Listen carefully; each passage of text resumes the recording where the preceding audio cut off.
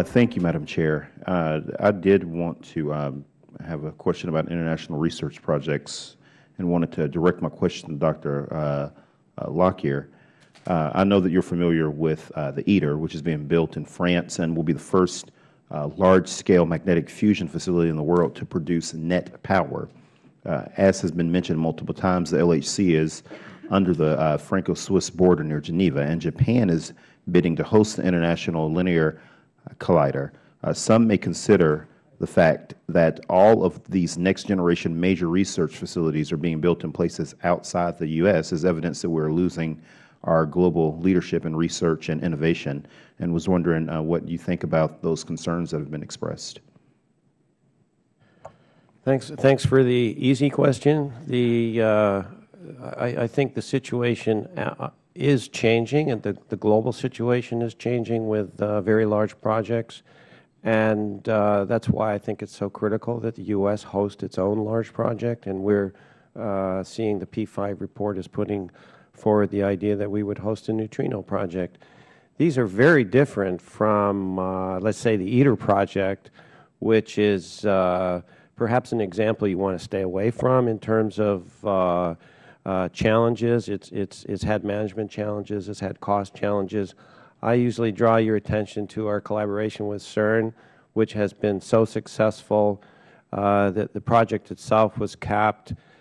We delivered, the U.S. delivered what it needed to. Everybody else did. It was done on time, on schedule, had tremendous success, as you know, with the Higgs Boson. So I believe our field actually knows how to do international projects. We've demonstrated that. And so I don't have the same concerns that maybe people who want to put ITER and hosting a science project in the same sentence. They're quite different. Well, how would we benefit? Like, how would the United States benefit? And I know Dr. Rowe wants to answer that, and she can answer that and jump right on into this too.